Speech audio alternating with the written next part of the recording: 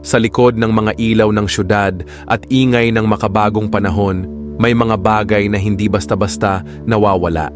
Isang lumang computer, isang kwentong matagal nang nakatago, at mga sikreto ng nakaraan na muling nagigising. Sa bawat tunog ng startup, may pintuang bumubukas tungo sa misteryo na hindi mo inaasahan. Halika, pahinga muna, at sabay nating tuklasin kung anong hiwaga ang naghihintay. Kung gusto mong mas marami pang ganitong kwento, huwag kalimutang mag-subscribe at i-share para makarating din sa iba. Y2K Reboot, nang bumalik ang 90s para iligtas ang Gen Z. Kabanata 1, Alikabok, Alaala at isang lumang computer. Sa Neo Manila ng 2025, ang buhay ay mabilis at high-tech. Lumilipad ang mga drone sa pagitan ng mga gusali, naghahatid ng mga order mula sa GrabFood at Lazada. Ang mga hologram ay nagpapalabas ng mga patalastas para sa pinakabagong VR headsets at AI companions. Kahit saan ka tumingin, mayroon kang makikitang mga tao na nakatutok sa kanilang mga smartphones, nakikipag-usap sa mga kaibigan sa Facebook, naglalaro ng mga online games, o naghahanap ng mga trending topics sa Twitter. Pero si Zara, hindi siya gaanong interesado sa mga bagong teknolohiya. Mas gusto niyang maghanap ng mga lumang cassette tapes sa mga second-hand stores sa Raon, mag-browse ng mga vinyl records sa mga flea markets sa Cubao, at mag-ayos ng mga sirang Walkman na binili niya sa mga online auctions. Para sa kanya, ang mga ito ay hindi lamang mga bagay. Sila ay mga bakas ng nakaraan, mga alaala ng mga panahong simple at puno ng musika. Sabi nga niya sa kanyang mga kaibigan, "Mas gusto ko pa ang tunog ng vinyl kaysa sa Spotify. Mas totoo, mas may puso." Isang Sabado, nagpasya si Zara na bisitahin ang kanyang lola Ising sa Cavite. Alam niya na sa bahay ng kanyang lola, parang bumabalik siya sa panahon. Ang biyahe mula Maynila patungong Cavite ay matagal, pero sulit naman. Habang bumabiyahe siya sa bus, tinitignan niya ang mga tanawin sa labas ng bintana, mga rice fields, mga puno ng mangga, at mga bahay na gawa sa kahoy at yero. Ang bahay ni Lola Ising ay maliit, pero puno ng mga kwento. Sa dingding, nakasabit ang mga lumang larawan ng kanyang mga magulang noong sila'y bata pa, mga graduation pictures na kuha pa noong dekada 70, at mga family portraits na kinunan sa luneta. Sa mga istante, nakalagay ang mga libro na may mga dilaw na pahina, mga souvenir na binili sa mga biyahe sa Baguio at Tagaytay, at mga lumang figurine na bigay pa ng kanyang lolo noong Pasko. Sa kusina, amoy na amoy ang mga paboritong lutuin ni Lola Ising: sinigang, adobo, at kare-kare. "Zara, apo, ang tagal nakitang hindi nakikita," bati ni Lola Ising habang niyayakap siya ng mahigpit. Amoy niya ang sampagita at Vicks Vaporub, ang mga amoy na palaging nagpapaalala kay Zara ng kanyang lola. Ang kanyang lola ay may malambing na boses at isang ngiti na nagbibigay liwanag sa kanyang mukha. "Lola, busy po sa school," sagot ni Zara habang nagmano sa kanyang lola.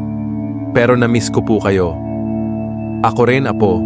Kaya naman nagluto ako ng paborito mong sinigang," sabi ni Lola Ising habang inaakay siya papasok sa kusina. Nakita ni Zara ang malaking kaldero na nakasalang sa kalan, puno ng mga gulay at karne. Pagkatapos nilang kumain, nagkwentuhan sila tungkol sa buhay ni Zara sa Maynila, ang kanyang mga kaibigan, at ang kanyang mga hilig. Kinuwento ni Zara sa kanyang lola ang kanyang pagkahilig sa mga lumang teknolohiya, ang kanyang mga paghahanap sa mga second-hand stores, at ang kanyang mga pag-aayos ng mga sirang gadgets.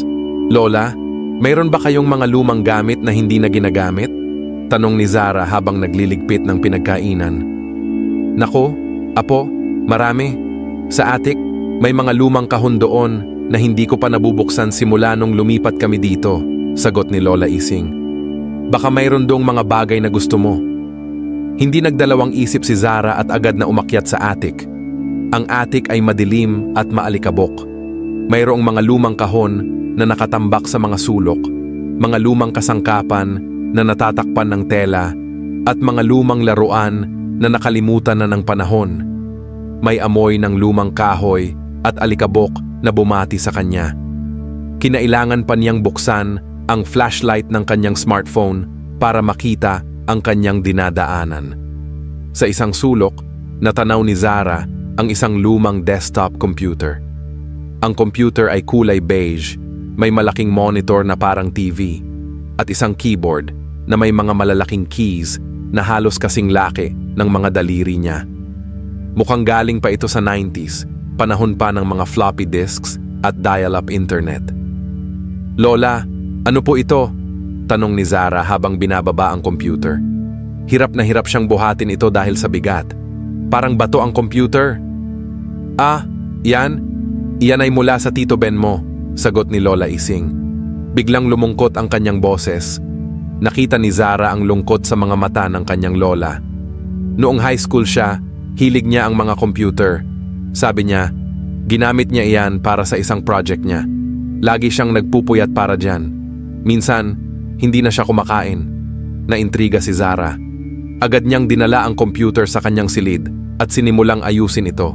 Kinabit niya ang mga kable.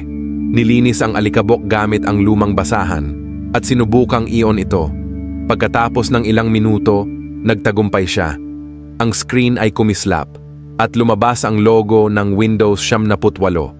Narinig niya ang pamilyar na tunog ng startup, ang tunog na palaging naririnig niya sa mga lumang pelikula. Sa loob ng computer, natagpuan ni Zara ang isang folder na may pangalang Project Phoenix. Ang folder ay protektado ng isang password pero hindi siya nagpatinag. Sa kanyang kaalaman sa coding, nagawa niyang i-hack ang password at buksan ang folder. Sa loob nito, mayroong mga code at dokumento na may kaugnayan sa Y2K bug. Y2K? Di ba issue yan noong 1999? Bulong ni Zara sa sarili. Naalala niya ang mga kwento ng kanyang mga magulang tungkol sa Y2K scare, ang mga paghahanda para sa posibleng pagbagsak ng mga computer, at ang takot na baka mawala ang lahat ng datos.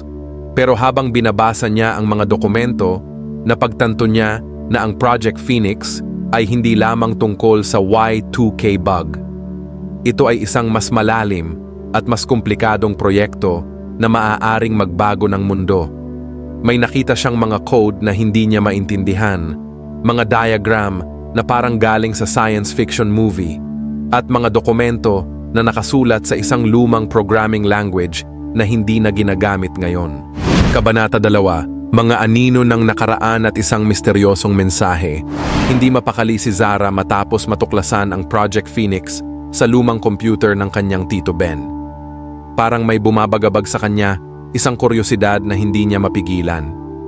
Hindi niya maintindihan ang mga code at dokumento, pero ramdam niya na may mahalagang bagay na nakatago doon.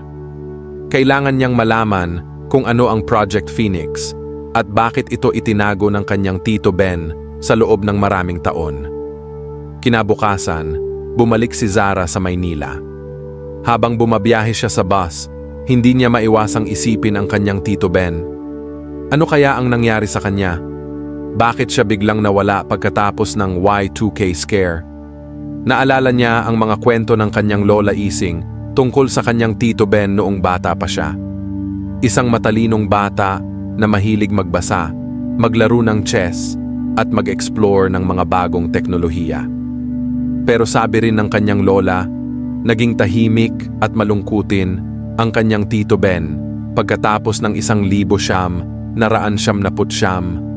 Parang may mabigat na problema na bumabagabag sa kanya, isang lihim na hindi niya kayang ibahagi sa iba.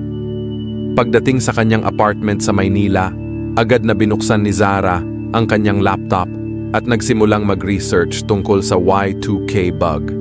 Nag-type siya sa Google ng Y2K bug Philippines at binasa ang mga lumabas na artikulo, blog posts at forum discussions. Binasa niya ang mga posibleng epekto ng bug, ang pagbagsak ng mga sistema ng computer, ang pagkawala ng mga datos, ang mga problema sa mga bangko, mga ospital at iba pang mahahalagang serbisyo. Habang nagre-research siya, napagtanto ni Zara na ang Y2K scare ay hindi lamang isang simpleng problema sa computer. Ito ay isang malaking krisis na maaaring magdulot ng malawakang kaguluhan sa buong mundo. Kung hindi naayos ang bug, maaaring bumagsak ang ekonomiya, mawala ang komunikasyon, at magkaroon ng kaguluhan sa lipunan. Parang isang malaking domino effect na maaaring magdulot ng katapusan ng mundo. Grabe pala talaga ang Y2K, bulong ni Zara sa sarili habang nagbabasa ng isang artikulo tungkol sa mga paghahanda na ginawa ng gobyerno para sa posibleng pagbagsak. Buti na lang naayos agad. Pero habang nagbabasa siya ng mga artikulo, may napansin siyang isang pangalan na paulit-ulit na lumalabas, Ben Garcia. Ito ang pangalan ng kanyang Tito Ben. Ayon sa mga artikulo, si Ben Garcia ay isang computer genius na nakatulong sa pag-ayos ng Y2K bug sa Pilipinas. Siya ay kinilala bilang isang bayani, isang taong nagligtas sa bansa mula sa posibleng pagbagsak. May mga larawan pa nga ng kanyang Tito Ben na nakangiti at nakikipagkamay sa mga opisyal ng gobyerno. Tito Ben, ikaw pala yon, sabi ni Zara habang tinitignan ang mga larawan ng kanyang Tito Ben sa mga online articles. Nakita niya ang isang batang Ben Garcia na nakangiti at puno ng pag-asa. Parang ibang tao ang kanyang tito sa mga larawan, hindi katulad ng tahimik at malungkot na lalaki na kinwento ng kanyang lola. Pero habang nagre-research siya, may nakita siyang isang bagay na kakaiba. Pagkatapos ng Y2K scare, biglang nawala si Ben Garcia sa publiko. Hindi na siya nakita sa mga interviews, mga conferences, o mga events. Parang bula, naglaho siya. Walang nakakaalam kung saan siya nagpunta o kung ano ang nangyari sa kanya. Bakit kaya siya nawala? Tanong ni Zara sa sarili. Mayroon bang nangyari sa kanya? Mayroon bang dahilan kung bakit siya nagtago? Sa kanyang paghahanap, nakita ni Zara ang isang forum para sa mga hackers at computer enthusiasts. Sa forum, may isang thread tungkol kay Ben Garcia. Ayon sa mga posts, si Ben Garcia ay nagkaroon ng problema sa gobyerno pagkatapos ng Y2K scare. Sabi ng ilan, may natuklasan siyang isang bagay na hindi dapat niya nakita, isang lihim na maaaring magpabagsak sa buong sistema. Sabi naman ng iba, ayaw niyang maging sikat at gusto niyang mamuhay ng tahimik, malayo sa ingay at gulo ng mundo. Ano kaya ang totoo? Tanong ni Zara sa sarili. Mayroon bang katotohanan sa mga chismis na ito? O sadyang nagtago lang ang kanyang Tito Ben dahil gusto niyang mamuhay ng tahimik? Nagdesisyon si Zara na mag-post ng isang mensahe sa forum. Gumamit siya ng isang anonymous account at nagpakilala bilang pamangkin ni Ben Garcia. Sinabi niyang gusto niyang malaman ang tungkol sa kanyang tito at kung ano ang nangyari sa kanya pagkatapos ng Y2K scare. Pagkatapos ng ilang oras, habang nag-aaral siya ng coding sa kanyang laptop, nakatanggap si Zara ng isang mensahe mula sa isang user na may pangalang Phoenix. Sabi ng user, alam niya ang tungkol kay Ben Garcia at handa siyang makipag-usap kay Zara. Sino ka? Tanong ni Zara sa user. Kinakabahan siya, pero gusto niyang malaman ang totoo. Ako ay isang kaibigan ng iyong Tito Ben, sagot ng user. Alam ko ang tungkol sa Project Phoenix. Kung gusto mong malaman ang totoo, magkita tayo. Nag-alala si Zara. Hindi niya alam kung mapagkakatiwalaan niya ang user na ito. Pero gusto niyang malaman ang tungkol sa kanyang Tito Ben at sa Project Phoenix. Kailangan niyang malaman kung ano ang lihim na itinago ng kanyang tito sa loob ng maraming taon. Saan tayo magkikita? Tanong ni Zara. Magkita tayo sa time zone sa Trinoma, sagot ng user. Alam mo ba kung saan yun? Oo, alam ko, sagot ni Zara. Madalas siyang pumunta sa time zone para maglaro ng mga arcade games kasama ang kanyang mga kaibigan. Magkita tayo doon bukas ng hapon, mga 3:00 ng hapon, sabi ng user. Magdala ka ng lumang floppy disk. Iyon ang magiging sign natin. Kinabahan si Zara. Hindi niya alam kung ano ang naghihintay sa kanya. Pero alam niyang kailangan niyang gawin ito. Kailangan niyang malaman ang totoo tungkol sa kanyang Tito Ben at sa Project Phoenix, kahit na mga hulugan ito na makipagkita siya sa isang estranghero sa isang arcade. Kinabukasan, nagpunta si Zara sa time zone sa Trinoma. Nagdala siya ng lumang floppy disk na nakita niya sa bahay ng kanyang lola Ising. Habang naghihintay siya, tinitignan niya ang mga tao sa paligid niya. May mga batang naglalaro ng mga arcade games, mga teenagers na nagkukumpulan sa mga dance machines, at mga pamilyang nagkakasiyahan sa mga rides. Ang ingay ng mga makina, ang sigawan ng mga bata, at ang musika ay bumabalot sa kanyang pandinig. Maya-maya, may lumapit sa kanyang isang lalaki. Siya ay nakasuot ng itim na jacket na may hood na nakatakip sa kanyang ulo. Hindi niya makita ang mukha ng lalaki. "Ikaw ba si Zara?" tanong ng lalaki. Ang kanyang boses ay malalim at misteryoso. Kinabahan si Zara. "Oo, ako nga," sagot niya habang ipinapakita ang floppy disk. "Ako si Phoenix," sabi ng lalaki. "Tara, mag-usap tayo sa mas tahimik na lugar." Kabanata 3, Time Zone, Coffee at mga anino sa likod.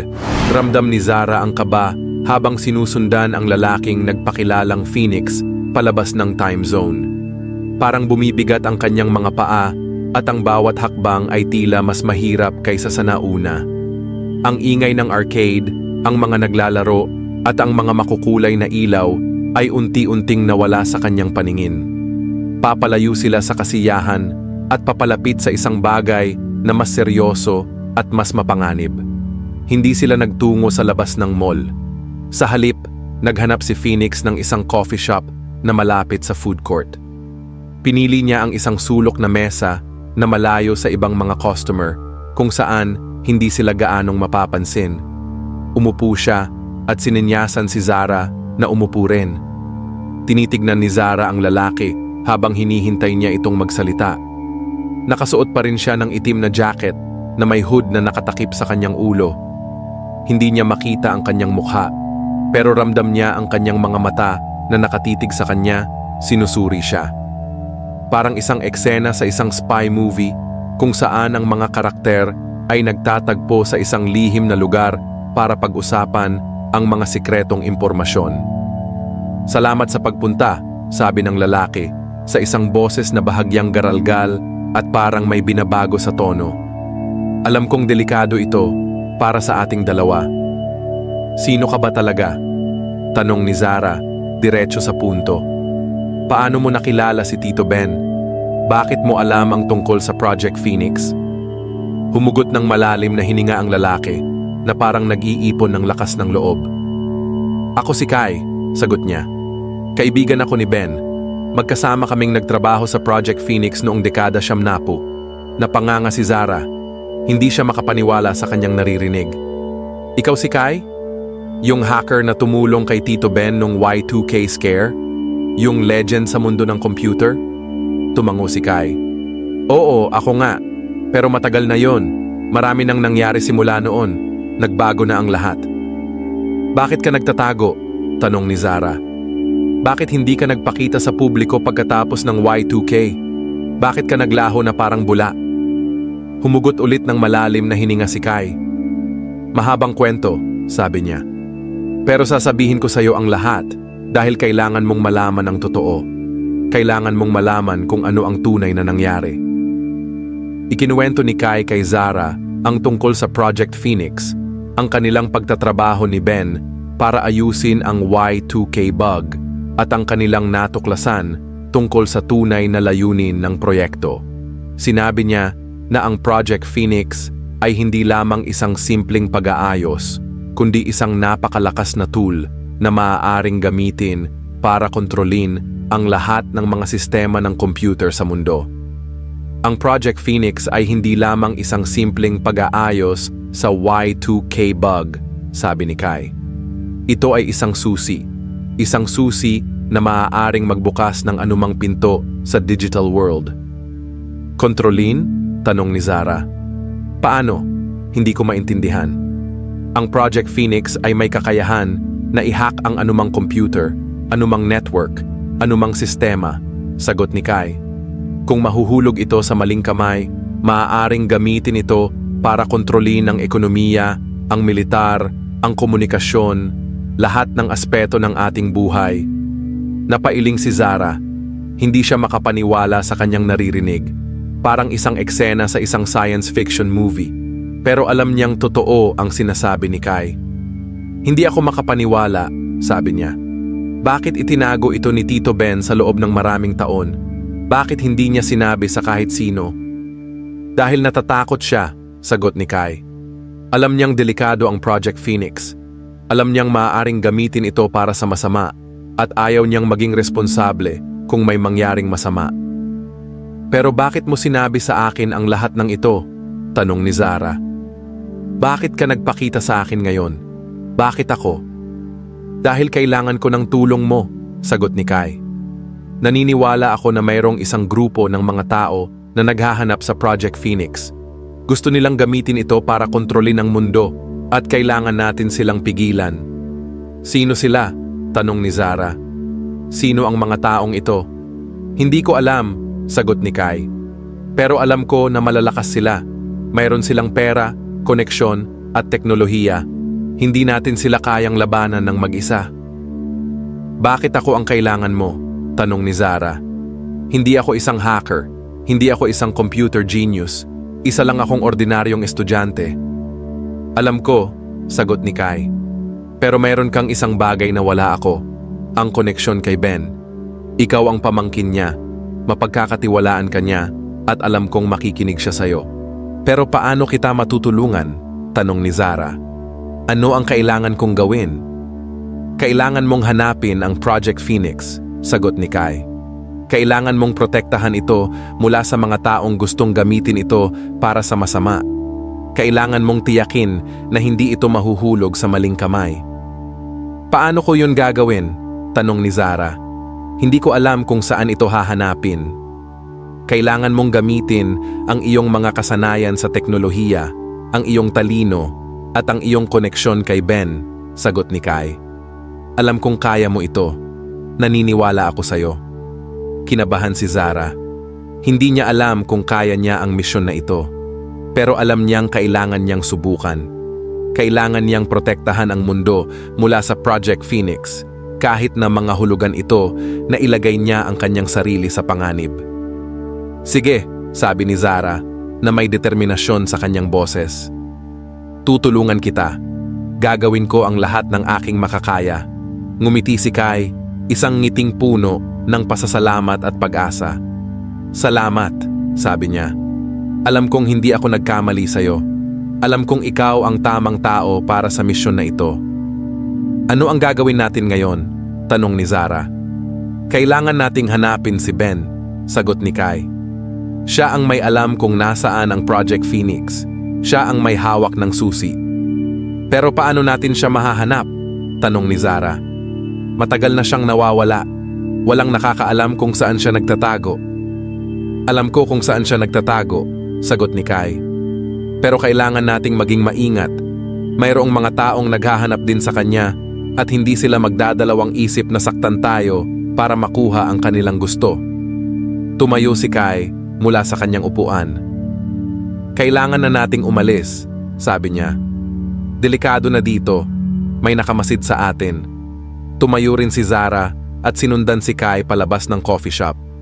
Hindi niya alam kung ano ang naghihintay sa kanila, pero alam niyang kailangan nilang maging handa. Kailangan nilang protektahan ang mundo mula sa Project Phoenix, kahit na mga hulugan ito na ilagay nila ang kanilang mga buhay sa panganib. Habang naglalakad sila sa mall, napansin ni Zara na mayroong mga taong sumusunod sa kanila. Sila ay nakasuot ng itim na suit at may mga sunglasses kahit na nasa loob sila ng mall. Mukha silang mga security guards, pero ramdam ni Zara na mayroong isang bagay na kakaiba sa kanila. Mayroon silang mga matang mapanuri at mga kilos na nagpapahiwatig ng panganib. May sumusunod sa atin, sabi ni Zara kay Kai, na may pag-aalala sa kanyang boses. Alam ko, sagot ni Kai. Kailangan nating magmadali. Kailangan nating mawala sa kanila. Hinawakan ni Kai ang kamay ni Zara at tumakbo sila palabas ng mall. Hindi nila alam kung saan sila pupunta, pero alam nilang kailangan nilang makatakas. Kailangan nilang protektahan ang mundo mula sa Project Phoenix at kailangan nilang gawin ito ng magkasama. Kabanata 4, Digital Sunset at Bagong Simula. Tumakbo sina Zara at Kai palabas ng mall. Hindi nila alam kung saan sila pupunta. Ang mahalaga, makalayo sila sa mga taong nakasunod sa kanila. Sumakay sila sa isang taxi at nagpahatid sa isang lumang apartment building sa Quiapo kung saan nagtatago si Kai. Pagdating sa apartment, agad na nagtungo si Kai sa kanyang computer. Sinimulan niyang i-trace ang mga taong sumusunod sa kanila gamit ang kanyang mga kasanayan sa hacking. Sino sila? Tanong ni Zara habang kinakabahan. Hindi ko pa rin alam, sagot ni Kai. Pero malalakas sila.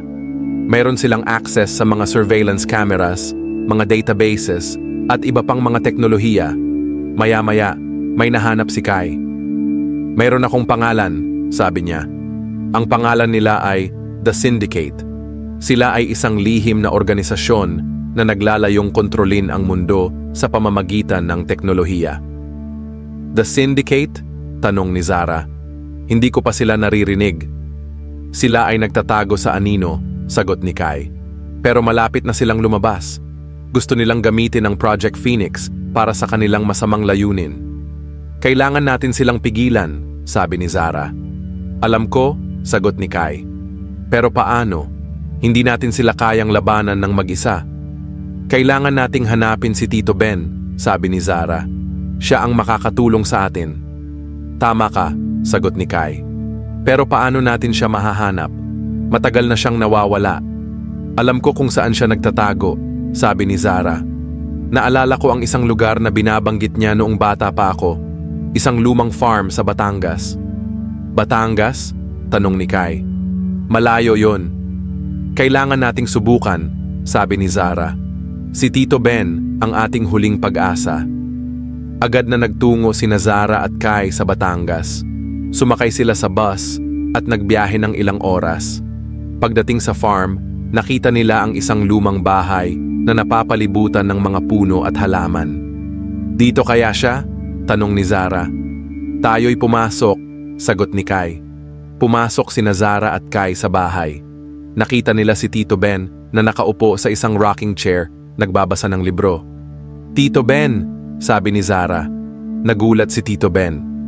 Zara, anong ginagawa mo dito? Tanong niya. Kailangan namin ng tulong mo, sagot ni Zara. Hinahanap ng The Syndicate ang Project Phoenix. Gusto nilang gamitin ito para kontrolin ang mundo. Nagbuntong hininga si Tito Ben. Alam ko, sabi niya. Matagal ko na silang inaasahan. Anong gagawin natin? Tanong ni Zara. Kailangan nating sirain ang Project Phoenix, sagot ni Tito Ben. Iyon ang tanging paraan para pigilan sila. Pero paano natin yun gagawin? Tanong ni Zara.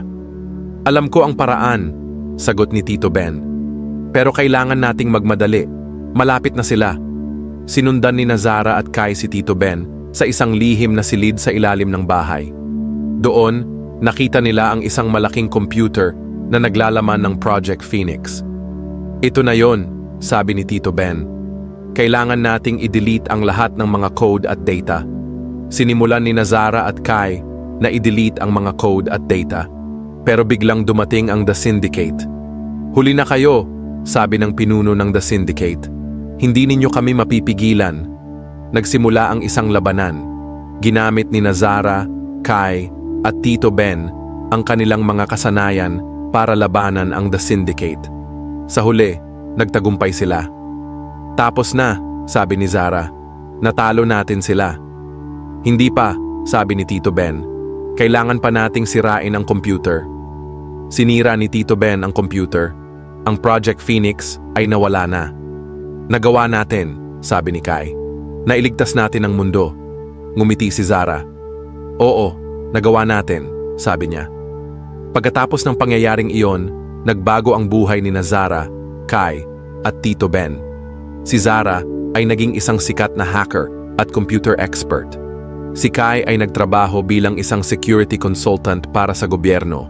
At si Tito Ben ay namuhay ng tahimik sa kanyang farm sa Batangas.